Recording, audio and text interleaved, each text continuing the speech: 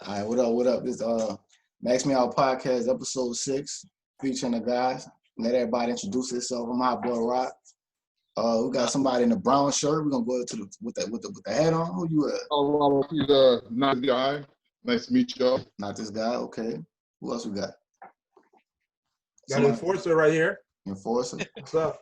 What up, Enforcer? Who else we got? As the only one and only Isco right here. Isco at the bottom. What's good? What's good with y'all, man? What's up? Today we interviewing my big dog, J1, James Winners, Enforcer 23, go by. What's up, y'all? What's going on, man? Chilling. Hey, you over there quarantine? You over there sipping quarantine or what? Yeah, I'm quarantining a little bit, man. You know, sipping a little bit of this Cisco. Oh my God! It's like the oldest. I was like, you ever had Cisco? for once, I thought you were saying you're simping, but I thought I misheard you. You said sipping. Sipping Cisco. Sipping Cisco. Y'all ever had Cisco? Cisco? Yeah, it's actually Cisco costs like 75 cents at the store. It's like drinking MD 2020, but I got it on ice. Oh God, yeah. MD 20. I can imagine MD 2020 with Sprite, mix it with Sprite. Man, those were the days.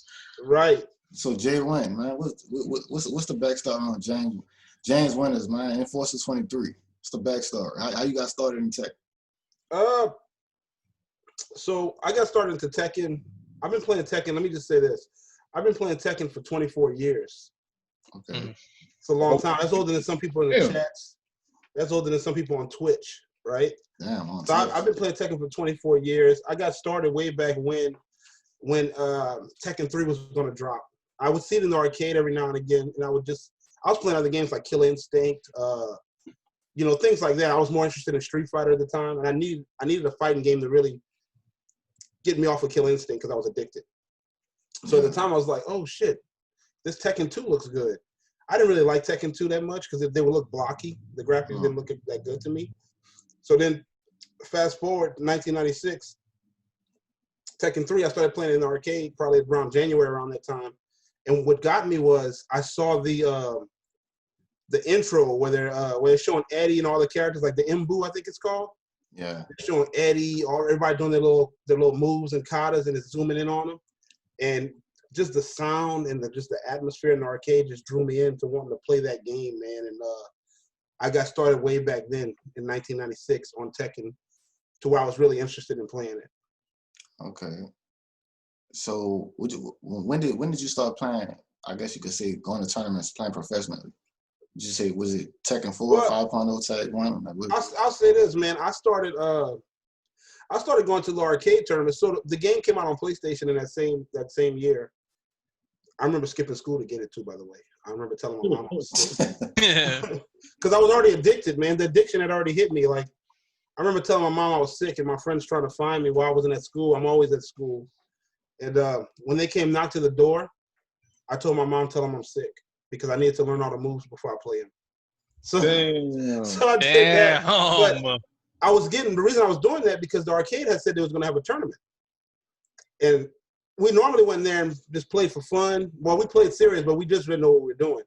I said, this time, now that I have the game, since some of my friends couldn't afford it right away, I'm going to learn how to do moves and beat them. So that first tournament I went to was in maybe around September 96. It was in Aladdin's Castle. Actually, I'm lying. It was a Babbage's tournament. Y'all know what Babbage's is? Yeah, I remember Babbage's. So Babbage's was like the original GameStop, I guess. And they had a tournament.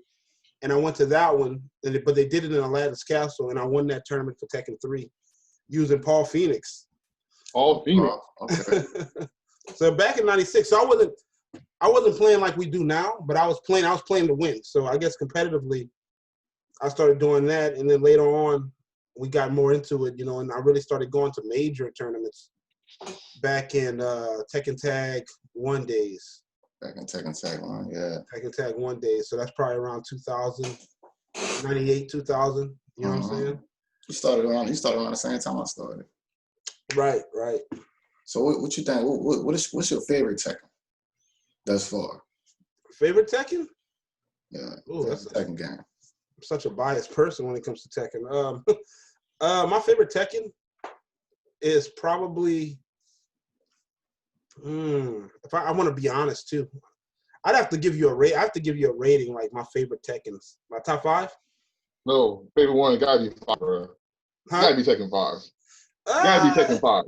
No, it's Tekken 5 was fun. I don't know. You know, I want to say Tekken. Be honest. Be honest. Yeah. My favorite Tekken was Okay.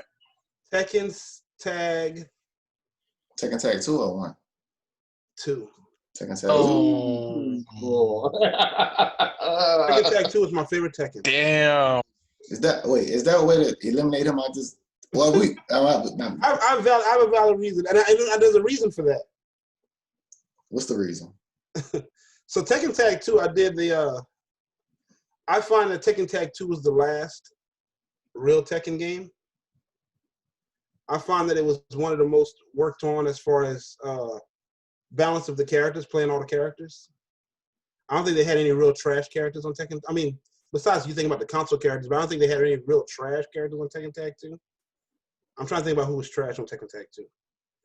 Like, you've seen some diversity. Even when you think about trash characters, you can put a trash character with a top tip. Well, with like a side character. Yeah, I think that's what I like. I like the fact that you could play I could play Ling and knowing she was trash and then put Jin on the side of her or something. I put like Heihachi on the side of her. Yeah. I really like the tag game because me being a lab head, I liked having 2 characters that I know I put a lot into and being able to maximize those characters. Although for some people it might have been harder to do because most people only play 1 character to that extent. You know what I'm saying? So I really like Tekken Tag 2. And it's also the time where I traveled the most for the recent Tekken games. Yeah. And I met a lot of the superstars like JDCR and things like that. So it was the best time for me. So when was the moment when you got recognized by like the old like Tekken Zaibatsu, like old Tekken Zaibatsu? I'm not talking about the Discord. When you got your recognition.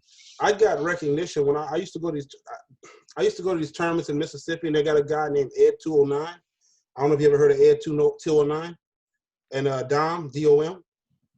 So Dom and Ed 209, they came to a Mississippi tournament, and we all got together. I went to Mississippi and we were training for the tournament that they were going to have. So basically, what happened was they kept saying they were going to win the tournament and this and that. Which I came in second place at that tournament, but I beat one of the Texas boys. Now this is a guy from Louisiana fighting 2 dudes from Texas. They came all the way from Texas to win a $600 prize, and they talked about it in the thread. You can still find that thread as a legacy thread. It was a Mississippi tournament. I think it was called Battle of the South or something like that.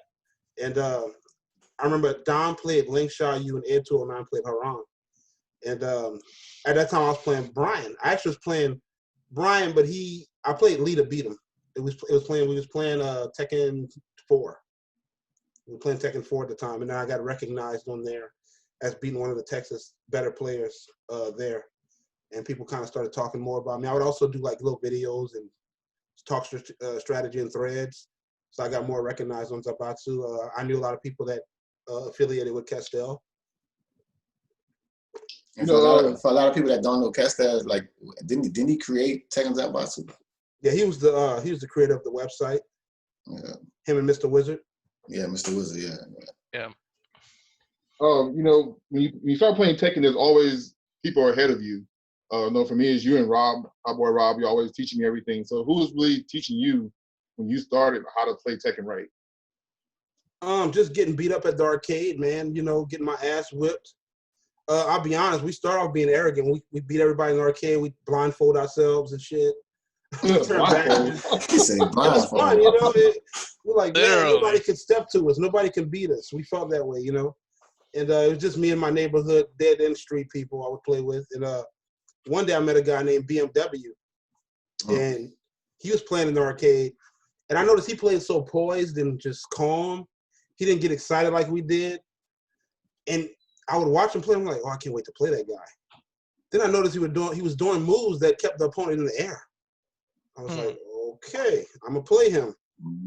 He beat me like 3 rounds straight, and I felt like I should have beat him still. So I played him again. He beat me again. Then I knew then when I saw him pick the wooden man which was Mokujin, my boys kind of was like, oh man, he about to pick the wooden man on you, bro. Like he must think you're just not good at all, you know? And I remember him turning his head every time he beat me like he was just nothing, man. And it made me feel so low, but it made me interested to want to get better. And he would just beat me every time I went in the arcade. So one day I started talking to him. Well, he saw my ambition, and he was like, hey, man, you know you can hold the block button, right? I remember him saying that to me. You know you can hold the back button, right? Yeah. I'm like, I'm like, man, I'm from out of the hood. I think I want to fight. I'm thinking Tekken's about fighting, so we're going to fight, right? And he started teaching me slowly but surely. I mean, I would lose like $10, $15 to him. Then his boy Gerald, a.k.a. Gerald Yobert, Yagyu, I would see him in the arcade, and he was doing electrics. And I could do electrics, but I know you could do 3 electrics in a row. I was like, you can do 3 electrics in a row? So at that point, I just learned from those guys, and they were beating me up, trying to get stronger by fighting them. Those were the guys that beat me up originally. Yeah. So what's I wanted to ask you, so because you're an OG player, right? Right. And you kind of play the whole cast, I guess you can say. Kind of now. I mean, nowadays I do.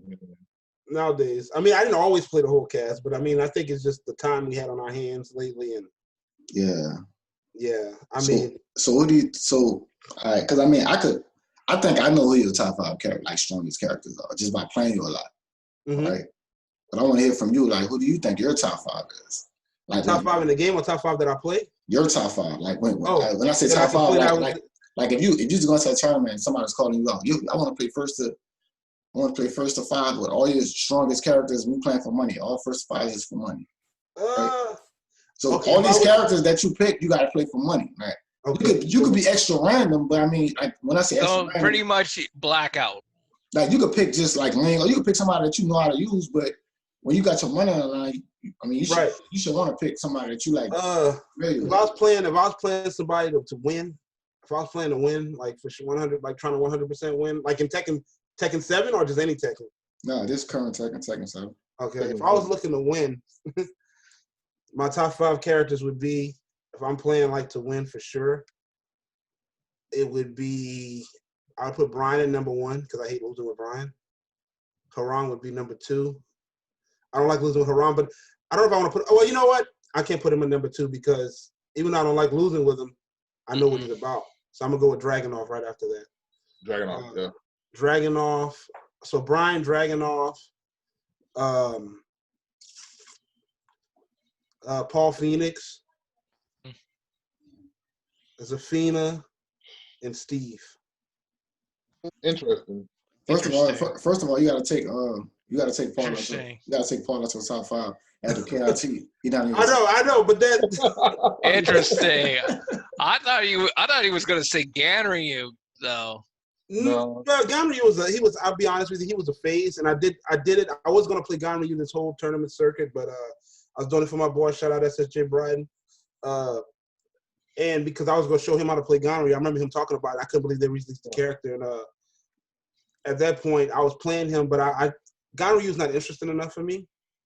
I did learn. I'm not gonna say perfect. I didn't perfect Ganryu, but I understood his playstyle very easily, and I just felt like he wasn't exciting enough for me. I felt like you can win with him, but I mean, this character's better than Ganryu. You know what I mean?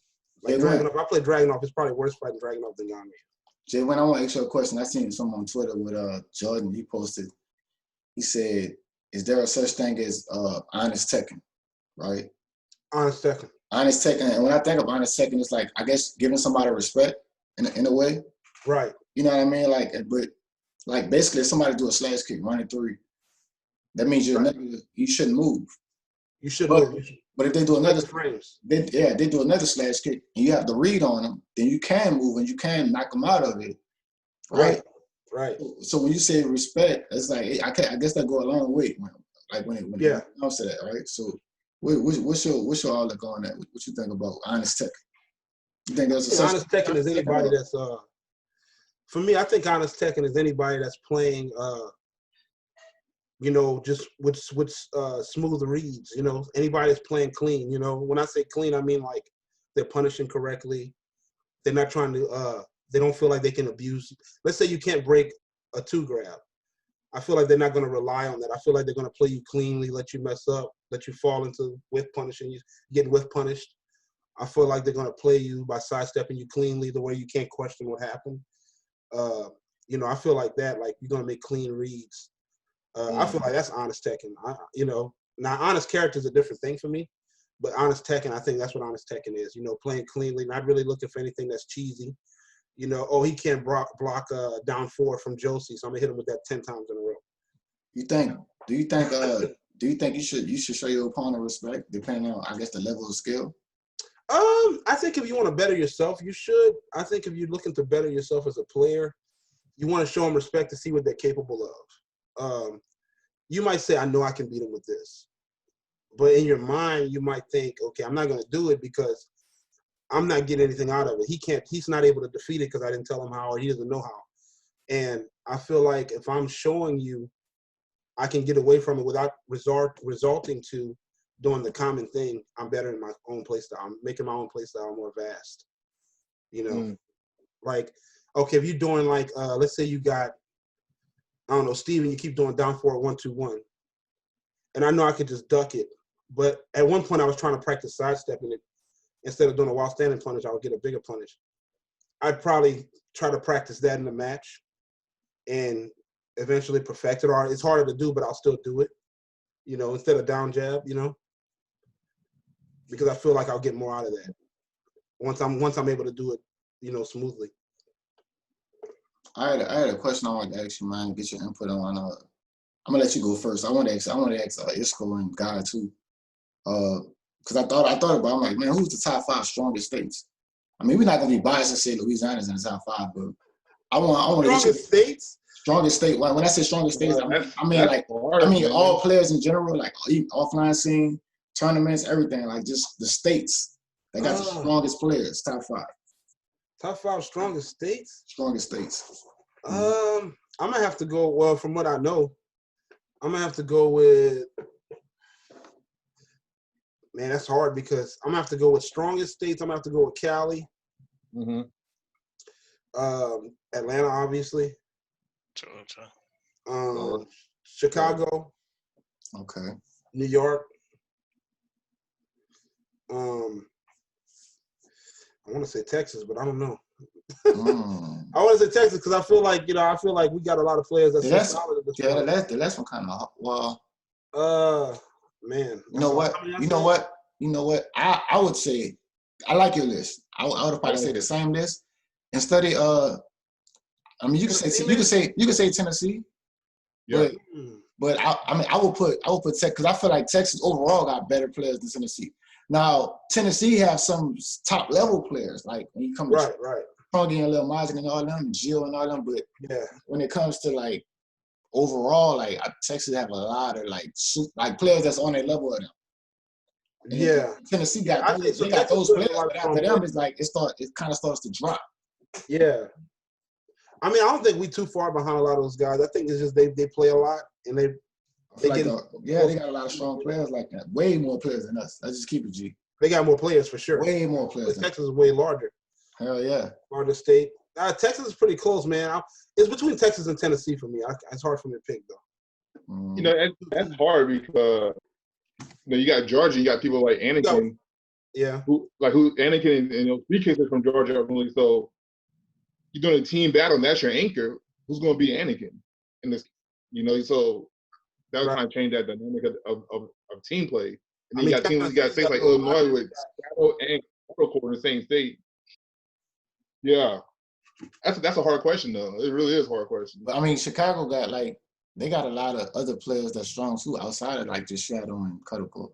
Yeah, they got a lot of man. That's anchors though. That probably gives 2 anchors on that. Oh yeah, of course, that's gonna be anchors. Yeah, it'd be rough. Yeah. So that's some strong. That's some strong ass anchors though, right? You're thinking Junior, Shadow, and Colorado all on one team. Mm-hmm. That's a strong team. Right. Who you just on that team from anywhere. I mean, but when you think of Cali, you got Jimmy, you got who else? Yeah. Probably got you got Sukin. You got DJ.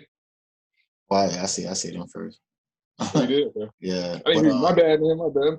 Nah, but and then New York, you got GM Fab. You got a bunch of players out there, strong sided players. I forget he plays at Kuma in New York. He's really good too. Shin Pablo. Yeah, he's really good. And I don't know. KI player, man. Like, I don't know. He made good reads. I mean, he wasn't old school KI player. So no, I mean old school second player. He's a new head, but he's been right. I don't know where Joey Curry's from. So Buffalo. I don't know where Buffalo. Okay, I guess Buffalo good. Because don't Buffalo got at least 5 players that could be kind of mentioned, I guess. Yeah, and then the upper state New York, they do like a weekly every Monday. Okay. Like OFTP, Bostar, all those guys from the Syracuse area. Oh. Okay. That's real. So Jay Wynn, I wanted to ask you, man, like I had another question. What do you think about people that don't respect frames? I think if somebody doesn't respect frames, they just don't have the knowledge to do it. You know, well, let's say they do have the knowledge. They either belligerent, they're either button. That's no surprise. They're either what they call it. They either like to hit buttons, or they don't know the frames. Yeah, they're not certain about it. They're not 100% sure, so they take a risk of doing a down jab or a 1-2 punch. You know, they take the risk. They feel like they're taking minimal risk by doing a smaller move. When, however, that can get you counter hit for your whole life bar. Yeah. So, you know, in their mind, they're like, I didn't do a big move. I didn't do a death fist. I did just a jab. If I'm a Kuma and you can't move and I hit you with down 2 into fireball FDSC into the cancel 2 times, then you're almost dead. Yeah. If you hit somebody with Geese's back 2 and they think they're going to down jab and you do like 2 and it catches them, then you're doing 2 forward, 1 into cancel, and they're probably going to be dead for them throwing out a jab for not respecting your frames. But what was that? Or just not knowing, like, hey, I'm about to get, like Dragunov has that, I don't know, it's like a punch with a knee behind it, but you can stall it for so long, you just you get counter hit, So. Yeah, it's things like that. But then you look at things like where if they're not respecting the frames, they may have a read on you too. So if you have a read on somebody, we're just saying that with the running slash kick. Somebody might do running 2 with Dragunov, but they don't do a frame trap. They go for a 50-50 instead. That's much slower than you doing a back 1 with Steve. Somebody like, why would you hit back 1 right there? Because you can try to down forward to me. So stuff like that, you can move around a lot of times when you're at a frame disadvantage. You can still move. So it's like you have to have a read. So I wanted to ask you, for people that don't know, right? You have something that's called the dojo. Dojo, yes. And the dojo has members. Mm-hmm. It's gonna get kind of toxic right now, right? So the dojo. Already intoxicated, so. So the dojo has members, right? Mm-hmm. So give me a top 5 dojo.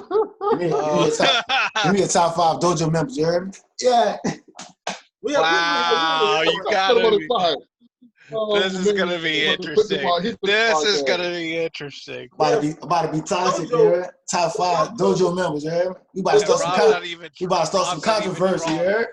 Rob's not even Dojo drunk 337, man. They had a ranking system I had behind the scenes, man, and I had a lot of people in it. I had we lost a member recently, bro.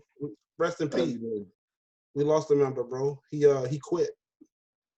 His name was Josh Riot. And, in the dojo, we try to preach brotherly love and, serenity. But at the same time, we preach competition, too. So it's all about who's putting in more work, And at the end of the day, you got to be honest with yourself, man. I'm going to say this. The 5 dojo members I find that are excelling themselves, and I'm going to go from the 5 that from what I know. I'm not going to go from the point system I had. Yeah. I gotta give it to my boy Guy right there. He's been killing people, annihilating people in the dojo.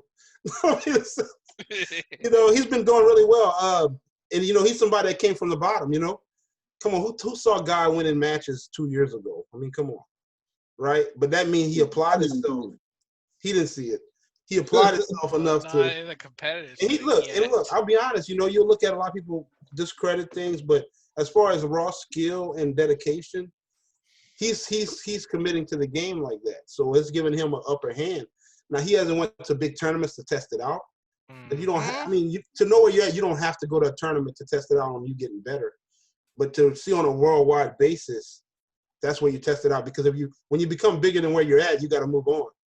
You can't just you can't have the stomping grounds in the dojo. You got to actually move on to KIT, to Tekken in Texas, those type of things. So I would say Guy right now is at the head of the dojo.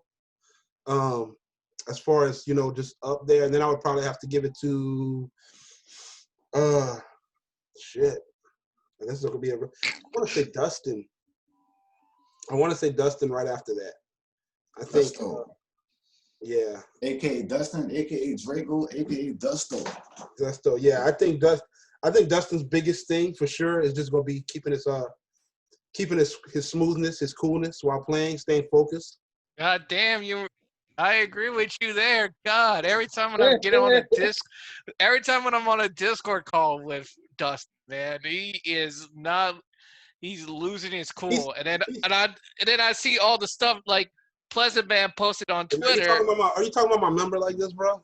No, I was seeing that. Like, I'm being real. Like, I agree with you. Like, no, yeah, that's one thing. I agree with you 100%. 100%. I agree with you, James. I want to say Dustin. I was close to saying John Drake because that's a really close. That's so close because John Drake's one of those gutter players you don't hear about. He went to tournaments back in the day. He did go to a lot of tournaments back in the day. I can say that. But lately he's just been down on his luck, and it's hard, man. I know I've seen him lose, but I've seen him turn it on where he's winning. So it's really hard for me to gauge. Where he's at. He knows how to punish. He does well. Between him and Mr. Wonka, because Mr. Wonka is also dojo, it's rough between him and Mr. Wonka. I might have to give it to. Actually, let's move Dustin down a notch. Whoa! I'll put John Drake in Dustin's place. Okay. Then I'll put Dustin after that third. Then I'll put Mr. Wonka, and then I'll put the King of Relax. I got to shout out to my boy The Question. He ain't been able to play a lot either. But as far as understanding the game, he's still going to come up, Yeah. That's 5 strong players, and that's just where I gauge him, and I don't ever do it to try to make him feel like, hey, man, this guy's better than you. I do it to say, hey, you got to come for it, bro. You got to get better. You got to practice up, and it's to motivate you, really. It's not to make you feel any less of. Because, hey, you might be beating – if you're playing people in the dojo and they're good, then imagine what you'll do to somebody outside of the dojo. That's right. That's right. So that's the 5. And for people that don't know, the dojo is you can kind of see it, I guess, in the background with James. Yeah, man, I'm in the dojo right now. It's set up. I would like to say, James, they got Goku in the background. Go ahead and explain exactly what the dojo is, man, because a lot of people don't know what it is. That's a danger zone. Dojo is just dojo is like a gang. It's really not. So the dojo is basically it's like a training. It's like a dojo, like martial arts, like a dojo. It's like a place to train. Right. A place where you have to feel like you're being judged. If you feel like you're being judged, you're doing it to yourself because there's no judgment in the dojo. I don't call for judgment. I call for respect. You should better play like you want, and you should be able to ask questions and get answers. If there's one thing we don't understand, we should all be able to stop playing and say, let's go look at it. Let's break it down. Guy, what do you know about this? Dustin, what do you know? Quest, what would you do in this situation? And myself being even the leader of the dojo, I feel like they call me the sensei in the dojo, but I feel like I learn a lot too from just talking about that kind of stuff, Yeah. Rob, I call Rob a complimentary member of the dojo. He's been down from day one, come and play, bringing his expertise over. You know what I'm saying? I even want to give Zenzo a shout out to the dojo. I know we don't play often anymore, but I still consider him a complimentary member of the dojo too, because a lot of those guys help build where I'm at in Tekken and how I feel about Tekken, as a whole. So, it's never a place to be judged. It's a judgment-free zone. I do like the competition, and anybody that want to be a member, I'm not saying anybody could be a member, but at the same time, if you're in the area and you want to train, we take anybody, man. I had a question I wanted to ask Francisco. What's up, Cisco? Cisco, chill. Actually, I was gonna lead into what James was about to say. I wanted to keep the toxic going. Kind of toxic. Yeah, I want to keep that going. Well, before you do that, let me ask James this question. Go ahead and ask me. Yeah. All right. So I remember like last time I was on, you said something about in regards to the scene. I don't know what you said specifically, but my question to you is, as far as like the dojo is concerned, do you feel like you should expand it more, or otherwise, are you comfortable with what you have now, or would you like to expand more? Because, in my opinion, you need to have a healthy. You have to have a growing competition to build for the future. Right. Otherwise, it'll be more stagnant. So, especially in a state like here in Louisiana, because we're literally like a melting pot. Absolutely. I'll be honest. I'll keep this anonymous, but I've had people reach out to me that I've helped out on different things. They're having problems with this or that character. How do I do this? He keeps doing this to me. And I've explained stuff like that in detail with many players here. A lot of times they told me they got success on doing some of the things I thought about, and we, did theories on. So I really wish we could have like a full-fledged dojo where that's what we're about, where we're doing gatherings and teachings, having like sessions. That was kind of the vision when we started doing the Anubis thing, where we would have people playing, but we would have sections where people could come in and, learn, so they don't feel so intimidated by the older players or the players that's more seasoned. Mm-hmm. But I'm definitely looking to, with the help of Rob, other elders that play, people like Guy to come up, help other players, man, players that want to be helped, positive players. So, anybody really. I remember playing Fernando when I went to the last tournament you guys had that I attended.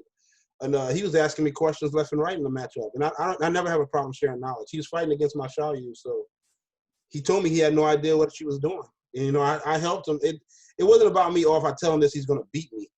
That didn't matter to me. What mattered is that it's going to help me excel if he knows how to stop certain things. It won't be so easy. Say J1. I don't mean to cut you off, Francisco. But, no, because I want to ask Francisco a question before I ask him that. I want to dive off into people. I feel like you don't get your proper respect when it comes to how good you are. Mm-hmm. And when I say that, it's like I'm pretty sure there's a bunch of people that probably beat you in the past and like in tournaments and first to twos, and they didn't really like get into depth like who is this guy and like how strong, how good he, like they probably didn't know. I know, they got a bunch of people that know, but a bunch of people don't know. You know what I'm saying? Right. But for the people that don't know, like when I say solid, let me see, because I'm trying to put you on like a certain caliber. Okay. of a player, right? So if you got like Anakin and Jimmy J, you got them. You know what I'm saying? Then you kind of top of the top. Yeah, right. Then you start going down speed kicks, crop, and then, Shadow and all of that.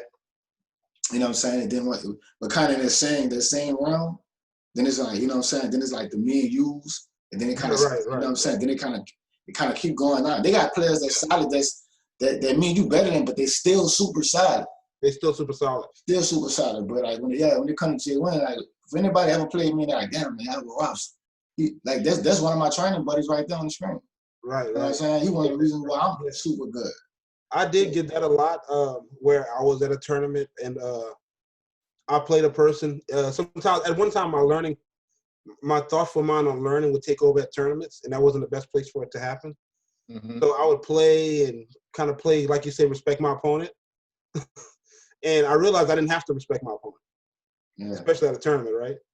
So I would play a person and be like, I mean, even the last tournament we went to, I played that guy. I'm not going to go into detail about it, but we played again, and he told me, he said, man, you playing way different than in the tournament, man.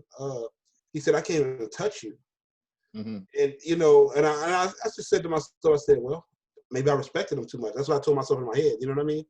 Yeah. And at that point, I told myself that day that I would never, like my whole goal in the tournament when I played now would be to win. I really wouldn't have any extra endeavors on the tournament now but to win. That's all I would think about. Because when you played them in casuals, you played loosely. You didn't care. Like you might throw some shit out just to see if it ran. And when you see that it was landing, you was like, damn, well, I could have did this in the tournament. Right. You know So what I I mean? realized not to be so intense, and so reserved in a tournament, especially when okay, I'm way above this person. You know what I mean? Well, let me ask you this: how do you turn it off and on between casual play and tournament play? Because I know, playing the people in the dojo, you're more of a teaching mode, which is great for us. But then I always feel like it's kind of bad for you because you're not really playing for win. So how do you turn it off when you play against better players? I mean, turn it on when you play against better players. I think I started to that, like I said, that day was different for me when that guy told me that. It made me realize even when playing at the dojo, I need to play a little bit harder so you guys can get better. So I don't hold back too much at the dojo. I still will teach and show things. If I see you're not punishing death fist, I'll do it like 4 or 5 times in a row. I may try to trick you by doing it at max distance and make you try to punish it. But I've learned to be like, okay, let me practice my skill. I'm practicing to get better at everything I do when I play now. So even in a losing effort, I'm still practicing to get better. So, but I'm practicing to do it effectively. So I think now my mindset isn't to experiment as much. We experiment in casuals. Once I'm in a tournament, like I said, my mindset automatically switches to, I got to win, Okay. No, that just takes time to get to that point, I'm guessing. Right. Some people have it faster than others, You've been going to tournaments for a while now, like final round and yeah. tournaments. And that's from going to tournaments a lot. When you go to a lot of tournaments, you can easily turn it on and off. But I wasn't going to a whole bunch of tournaments in the last season for sure. I wanted to ask Francis, now we get back to the toxic shit. I just wanted to ask you to get that up. Now we gotta get back toxic, you heard? Oh, So now we got the Francisco, if you don't mind answering this, I know y'all about to laugh and shit. Y'all, because it's a toxic question. But I want Francisco to answer it because y'all biased and y'all stay in Lafayette. Okay. Oh, I see where this is going. So Francisco, I see where this is going. give me your top 5 in Lafayette. And what the hell, man? That is not a fair question. Yeah. God, that is not a fair question. It was coming. That's not a question. You just literally just mind fucked right now. Seriously. He messing with your brain, bro. Don't Jesus. Francisco, don't let the motherfuckers come at you, man. Like, tell me who your top 5, because I already know they're going to come at you hard. Tell me who your top 5 is, man. So just be more specific. Overall, or just who just been active? You know what? I'm going to say, fuck, don't worry about the tournament TWT shit. I'm going to say skill-wise. Okay, so overall. All right. Base everything overall on skill. Who you think is the top 5 best, skill-wise? Right, man. And go in order from 1 to 5. I told you. Wow. I told you. I got one after this. Wow. Oh, I got one. I gotta pick who's the bottom. Who's the bottom spoke of the wheel? I told y'all about. Wait, you can't talk to Francisco. It's supposed to be about me. I could save you, Francisco. It's supposed to be about me. Please, I just like. Right now. No, because you're gonna be biased, No, I'm not gonna answer that question. I don't have. I'm not. I'm not. I want to get the outside looking in. See, like Francisco literally, I haven't played. I haven't. Only have played John Drake only once. That's it, and I beat him. So. Woo! Okay. Like I remember, like it was that 3v3 tournament, and then when I see John Drake and he just picked Paul, I looked at Isaiah with a straight face, and I shook his head. I shook my head. I'm like, he fucked up.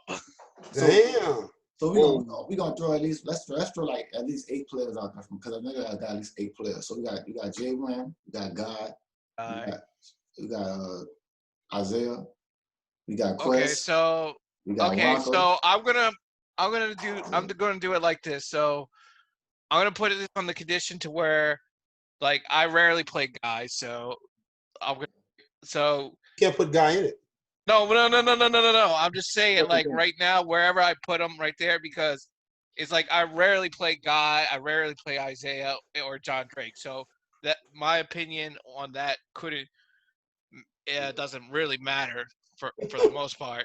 So who? I mean, are you nervous? You sweating? Obviously, it's gotta be you. He's sweating. I'm not sweating. What the hell are you talking about? Oh my god! It's just 5 players. Don't get nervous. All man. right. So I got to put James up top because let me see who else. So who's number 2? Number 2. I gotta put Toxic. I gotta put Dustin in that list. Yes, sir. So Dustin Third, number 2? third is Wonka. 4th, Quest. And I'll explain that later in a little bit. And 5th, shit. He said Isaiah. I was gonna. I didn't. No, I was going on. I'm going on the. No, Rob, I'm going on the bias because I rarely play. I'm just going based on who I played. Oh, okay, right. I'm just because I rarely play Guy and Isaiah, so. Okay. So and then, did I say Wonka? Yeah. You say Wonka. Now you just gotta throw somebody in there. No. I gotta throw someone in there. Who's it? John Drake? What's up, boy? That play Oscar? Nick. Yeah, I forgot about. I haven't played Nick. Yeah. I haven't played Nick. Who else have I played? I mean, it's John Drake, but that's it. But I only played 4 out of the 5 people. I can only give you 4 to be honest with you. Yeah. So it's safe to say that that Jay Wynn, Inforcer 23, what he likes to be called. Is it safe to say that he's the best in Lafayette? No, knowledge. I'm just saying from a knowledge basis. Why you listening to Nah, man. It's kind of sad. It's like, God, if you consider the fact that me, Dustin, Isaiah are basically the same age. Don't be ashamed, bro. Say what you gotta say. Look, I'm gonna go one higher than that. I'm gonna save you. I'm gonna go one higher and say Jay Wynn is top. Now, Jay Wynn is the best in the state of Louisiana. Yes, I agree. No, here's why. There's that toxicity for I got it, man. I'll add you this, guy. We gotta bring this back to the. I'll add this. Let me add this. The main reason I put James in there because yes, although James has a minute, he hasn't been competing as much as he can due to obligations and all that. I just think that James has a very vast knowledge of the game. I do think he's got more tools for like, especially for like players that are coming that are coming up that could be an essential piece to the community. Mm-hmm. And another thing, I just feel like James is literally the godfather of Louisiana Tech. I feel like people don't. That's real.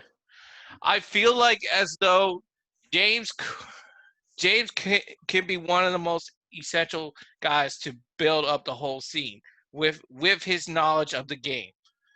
Right. And the thing is like the only question I would say to James is, does he want to apply the knowledge? Does he want to get more people involved in regards to building up this community?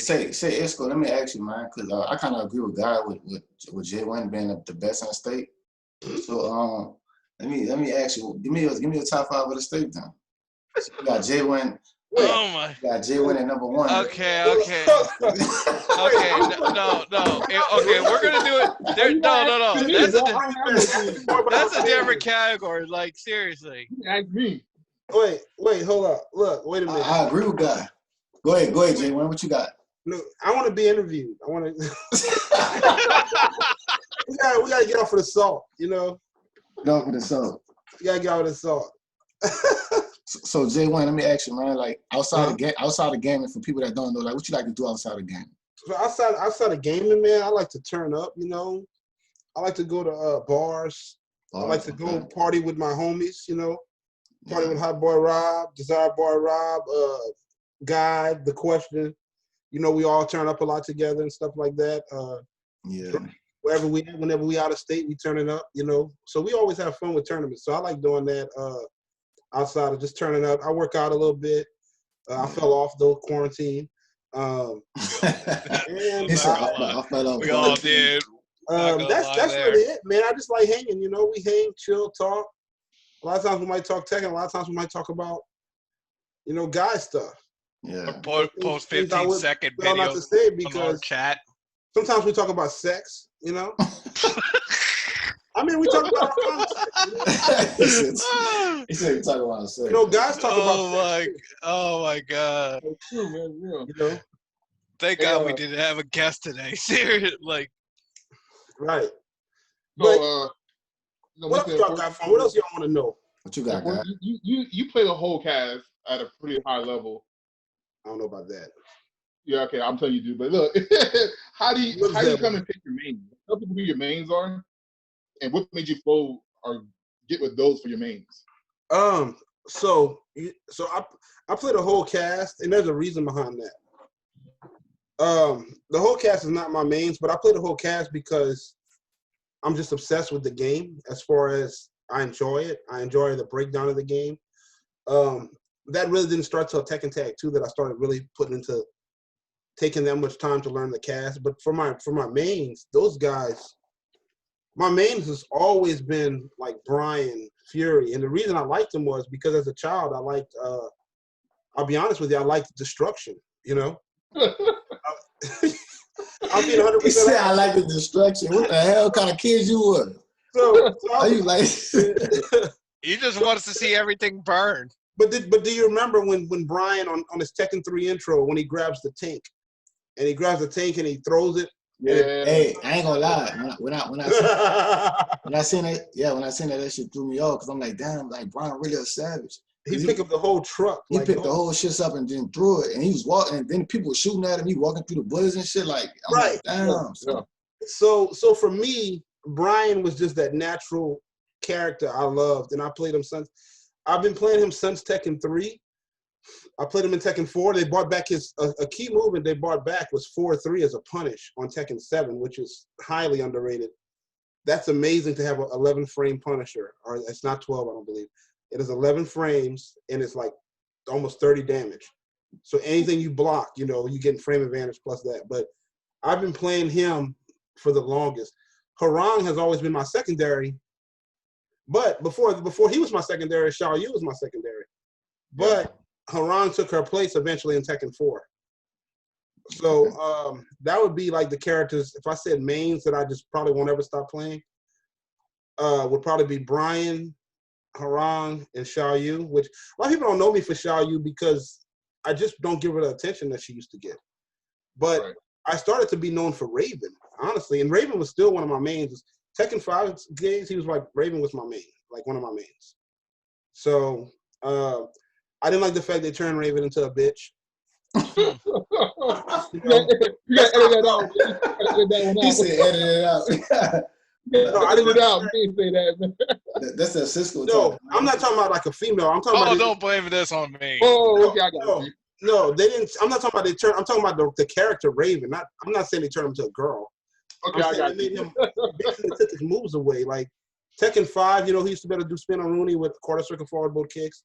So they took all that away and made him like they made up down back 2-1 not jail anymore. So to me, they was bitching him out, you know. And then eventually they did turn him into a female character.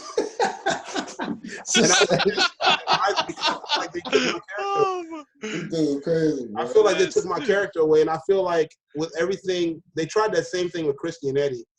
I feel like why change the black man into the black woman? So it's safe to say that you stopped playing Raven because the man turned into a woman. No, that's not truly why. I still play Master Raven. No, I love it. I just don't like that they took Raven out the game because of it. I was upset. And like I said, the whole turn him into a bitch thing was way before Master Raven came along. They started taking his moves away. They bitched him out, man. And I was like, Raven wasn't even broken, you know? Actually, Raven needed all the help he can get. You know what I'm saying? He wasn't like a broken character. I remember he had that triple splat on Tekken 5 where you do 4-3, 3 on the wall. Then you would sidestep and do 4-3, 3 on the wall again to resplat. Then you do it a third time to splat again. That sounds kind of broken. That's not broken? That sounds broken. No, it's not really broken. You do like a lot of damage. It's hard to do. It was hard to do. But, you know, so that's why I always Brian's always been my main. Okay. Now you might want to know, and I'm not making my own question, but I just want to touch on that. Now, a lot of times you may not see me playing Brian enough. Now the reason he's my main because I played him so many games. Yeah.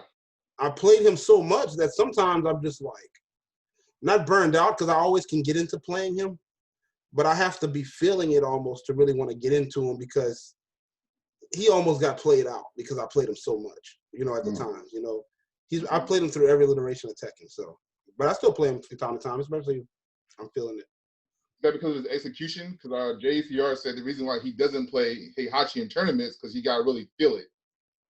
No. It's not because of his execution. I mean, I do 95% of Brian's execution minus taunt jet upper. So, that's the only thing I can't do on command. I could do it, but that's mostly because he play on pad and that's it. Yeah, that's probably I could do it on stick, which is crazy.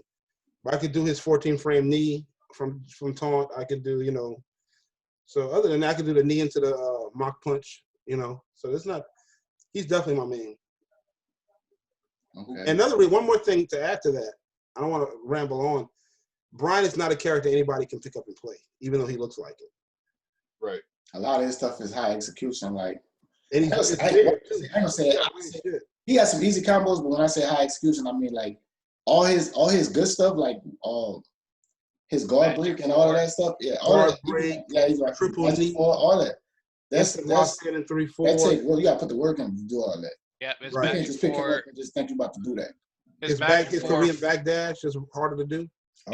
His magic four follow-ups are pretty much the hardest in the game. Actually, I was about to say it's not hard to me, but I mean I've been playing for 20 plus years. Yeah. But, I mean, for somebody that just started to play, like it's harder. Yeah. Yeah, of course that's hard to do. You know what I'm saying? So It's like it'd be hard to if you're blocking to do a jet upper while you're blocking. You have to go from back to forward and back. His 14 frame punisher can be difficult to do sometimes. Right. Because you leave the neutral to go to forward and then hit back. It's kind of weird. Or you leave back to go back to forward, then back again. Yeah. 14 frames. Mm-hmm. Oh, man, Brian is definitely a strong character. I feel like kind of low key underrated. You know what I'm saying? Like when he's underrated. I think he's only as good as the player behind him is. Yeah, that makes sense. You know what I'm saying? Because when you think of a lot of the top like Brian players, it's only like selective few that people always name. You know what I mean? Right. Jimmy J's Brian looks broken when you play him. Right. That's what. You know what I mean? But you would have to play him at that level to make him look broken. Yeah. Right. Like I played Jack, and people were like, "Man, Jack broken." Jack is nowhere near broken. Right. But when Anakin play him, he make him look like he top tier. Right. You know what I mean? Like when people that really know how to play him, they can make him look like he top tier. When you excel with him, you're right. So yeah. That's a good question, guy. Thanks. But we kind of getting towards closing. Francisco and Guy, y'all got some y'all want to add on towards the end. If Jay went on that Cisco, we gonna let him get back to the Cisco. You did in the blue room. Right. You did. Yeah, in the blue room. What you want to add on? Any tournaments coming up or what? What we got going on? Other than Slam in less than 2 months now? Well, Slam is offline, right? Yeah. Well, they talking about the coronavirus. Everything they said let's get back. So they talking about they about to make everybody stay inside. So I don't know. You heard about that? I don't know because just like with Jabali's situation with CEO, the only way he can cancel is if Florida issues a little thing called force majeure, which is basically it's like they can't fulfill, like you can't really fulfill you can't really do an event, like in this case a pandemic. Right. I don't know. I guess we're gonna see when it comes to Slam, but definitely they have it. We're gonna try that. We're gonna have our face masks. We're gonna have all our masks and everything ready. Well, speaking of Slam, has anyone talked to Afterburn if he's actually coming down? I mean, with everything going on, man, it might be the only reason why I would say it might be hard trying to get people to come out is because of the pandemic thing. Because some states are worse than others. Right. You don't really know people's situation when it comes to it. Well, the thing is, since Afterburn works at an airline carrier, I'm just since we were convincing him to come, he hasn't even canceled his registration yet. he might still come. So you never know. He might still make it, man. Yeah, he might still come. I think for sure what Slam was going to happen is people go just watch how it's looking. If they say, "Oh, coronavirus cases are out of control," then evidently Slam probably won't happen. But Well, it's not. It's in. Keep in mind, it's in Jefferson Parish. It's not in Orleans. So. No, definitely. But it's just they say the numbers have been spiking. So, I mean, definitely where I'm at for sure. They started spiking, but they're saying it could just be the second wave coming around. So we'll see. Yeah, we definitely will see. So Jay Wynn, man, we got a lot of information from it for people that didn't know. You know what I'm saying? How you started? How you started in Tekken? I got all my questions out. So I mean, if everybody else, if y'all good. Good right now. Everybody good. Yeah, one thing we didn't ask him that we asked everybody was his top 5. Who do you think is the top 5 in the game? Oh no. Top 5 characters? I think Jay Wynn did say it on the last episode. Yeah, we did.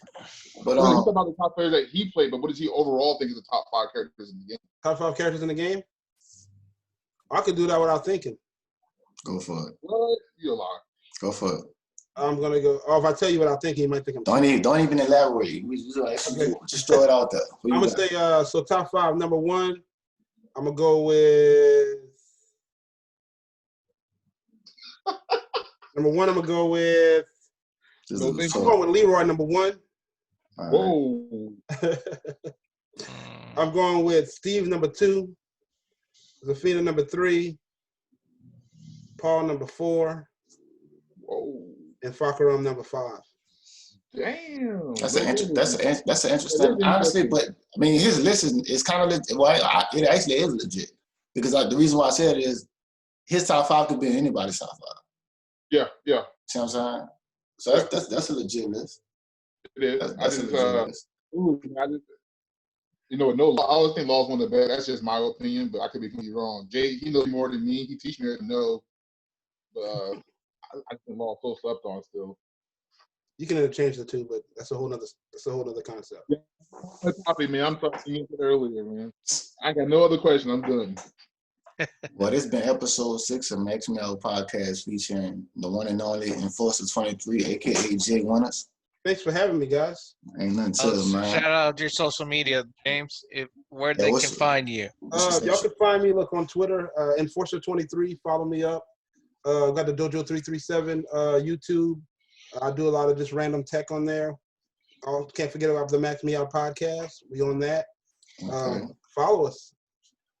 Y'all go follow me at 504 J-Boy Rob on Instagram and on Twitter. And on Facebook is Robert Johnson. I